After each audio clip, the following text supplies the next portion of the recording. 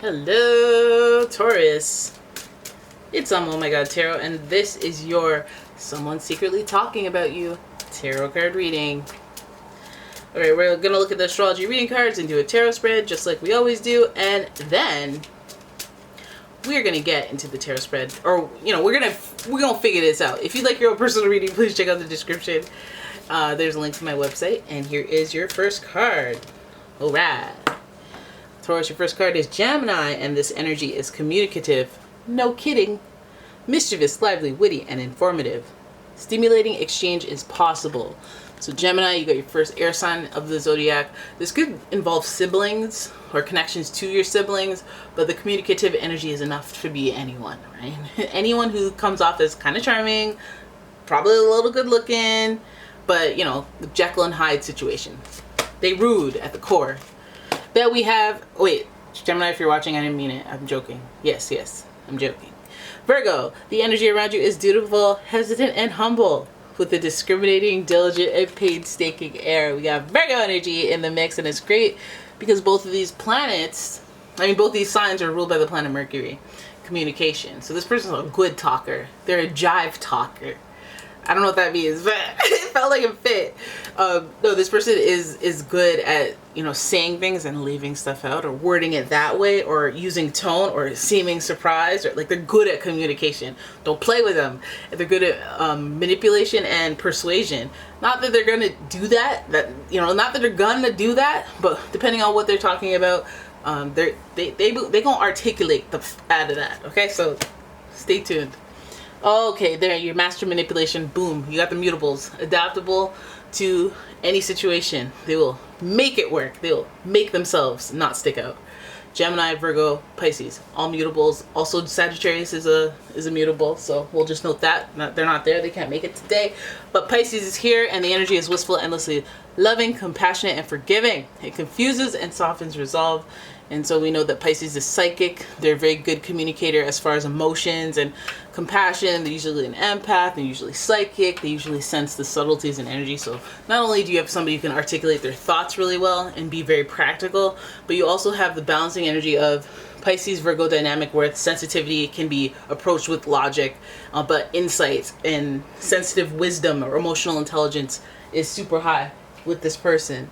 So let's have a look at the pre-Raphaelite tarot and see what in the hey this person is talking about. Because you elevated. You are capable of great things.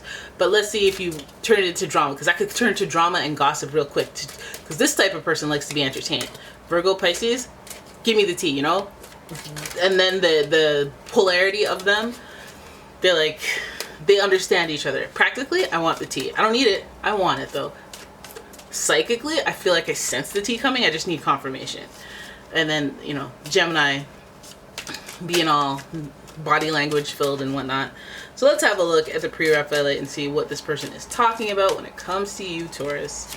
Your first... Oh, shoot. Oh, shoot, Taurus. You got the 10 of Swords. 10 of Swords. Oh, you know, it feels like you need to keep my name out your mother... mouth type energy, because you done did it to the end and over. Okay, overkill even. Like, this is a clear marker of the end. So have you had a fallout with a person where it's like, oh no, I'm done. Have you had a fallout that was a very obvious one, very clear one, very like, oh there's no way going back from this, you know, declarations were made type? No, hella. And also, I betrayed you with your whole family. Oh, that too. It feels like a pileup of betrayal. It's like maybe you found out something about them. They did this, they did that, they did this, that. They called this person, they went out of their way. Feels like that's the foot we're starting off on. So then there's this indecision, or there's this blindness, this failure to see what's in front of them, just out of their own willful ignorance. Just like, I don't want to think about this. I don't want to talk about that. We don't talk about Bruno. You know, we don't talk about that. Indecision, stalemate, not moving forward because you can't just swallow your pride, say you're sorry, stop pointing fingers, the blame is on you. Okay, let's keep going. Then we have the 4 of Cups in reverse. We're seeing a lot of holding, with the 2 of Swords. We're getting a lot of like mental stagnation. Like, I can't swallow my pride, can't be humble, can't apologize. Well, I didn't do anything wrong. I'm not willing to see beyond the scope of what I understand right now, and I'm not willing to learn more. I don't want to increase my vocabulary. It stops right here. Four of Cups, and I feel like, you know, that's what you get. That's karmically, that's what you get. You feel bored in other areas. You can't move forward in one area, you refuse, then that means you can't move forward in other areas. And it feels like there's emotionally unfulfilled energy here. There's boredom. There's a lack of gratefulness. So I feel this person's like destructive almost. It's like you're not, I tried nothing and I'm all out of ideas type. Like, what is you doing? So then we have the Star, and the Star is associated with Aquarius energy, also Uranus. But this card is supposed to represent hope. This card is in reverse. So what is making things feel hopeless? They feel like, and this is also like kind of like a, you're not getting it yet. Like, this person that's talking about you, they're not getting it. Like, they're not getting what they did wrong. They're not getting that they're in their own way of moving forward. They're not getting that there are, like, you know when you ghost someone or you cut someone off and then you're miserable, but you're never going to admit that. Or, you know, you could, if you just swallowed your pride and said, hey, look, I'm sorry, I shouldn't have done blah, blah, blah, blah. You know, and then you can move forward and feel kind of happy. And even if things aren't the same, there's amicability in existence. And then, hey, you, Mr. Barber. Yeah, what are you doing later? Yeah, okay, yeah, you can cut my hair. Here's a tip. Wait, let me introduce you to my son or my daughter, sister, friend, uncle. Blah, blah, blah. I know a guy. I know this guy. Like, you open your emotions and your energy, your aura, your positivity opens up to align with other people with that same energy. And when you kind of conclude situations and you kind of keep yourself moving, keep yourself in motion of that cycle. Always think about the World card. You want it to keep going, keep moving. Let's keep moving. Finally, we have the Three of Pentacles, and there goes the collaboration, there goes the group effort, there goes the multiple people involved, and there goes, like, there's working parts in making something work. There's different parts in making something work, so making it all kind of find balance and harmony is the key. Having a balanced life, and valuing what each person brings to the table, or what each energy, or what each subject in your life, or, you know, keeping your life balanced. Like, let's say you're doing great financially, but then emotionally you're not doing great, so that might tap into your finances because you're not passionate about what you do, and then you get fired from your job, and then you don't have any money, and now it's not money in an issue. It's like, now I feel like crap and I don't have money, so now I feel like even more crap. Like, things kind of seep into each other. And I feel like this person might be in the sunken place because we have the blindfolds on, willfully. We have the I don't want to decide, I don't want to do something, make a decision that'll help me move forward ultimately in more ways than one. And I don't want to have personal accountability. I don't want to see my problems. I don't want to see it. I want to ignore it. I want to look away from the damage that I've done. I feel like that's what this person's talking about. I feel like this person is talking about that situation, but they're in denial about their part in particular, or the impact of them being this way or carrying this energy, which doesn't necessarily seem negative, but don't seem positive. It seems resistant.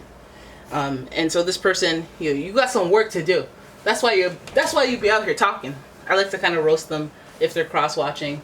Like, you need to really kind of own your man. Like, you need to figure out when the hay.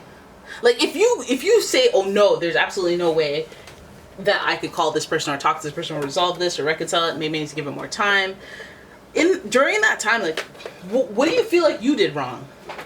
And if you say something and they go, but that's only because, it's like, no, like, just be like, if this was a TV show, movie, and two wrongs don't make a right in one of those. It's like whoever's the bigger person gets the fanfic, the love, and it always seems like it's always a better look to do the right thing and be less petty, or do no tit for tats, or not be somebody that you don't want to be in front of either your kids or your parents. So it feels like this person's just living in the, I just don't want to look at it. I'm gonna admit it. I won't talk about it. I'm not gonna. Might even be a ghoster, a stage 2 ghoster, right? So this person feels like at the end of the day that this situation might be hopeless, or they can't see how there could be, moving forward, progress. But they need that. But what they need is I should be looking for their inspiration, because that's what they need, and that's what they're on the brink of, but they're not there yet, and that's why it's so frustrating. It's like because you can know better. look, if you take the blindfolds off, you can have that eureka, awakening, aha moment that the star would suggest. That's a big theme, but it was obvious because like somebody needs to shake your shoulders, okay? Not while you're naked, not while you have them two floaters on your chest. Somebody needs to shake your shoulders and be like, listen, people are different, you're different, and you did this, and that affected them in this way. And although you may think that blah, blah, blah, and that is true and valid, you know, somebody needs to do one of those Shonda Rhimes type speeches to this person, because they be talking about you, and it's like, the more you talk, the more people see that it's about you. Alright, so there it is. That is your reading. I hope you guys enjoyed it. If you did, please give the video a thumbs up and subscribe to the channel. Leave a comment, share the video, and if you'd like your own personal reading, please check out the description. There's a link to my website as well as a link to my Etsy shop. And yes, I will see you guys in the next one. Thank you so much for watching. Bye-bye.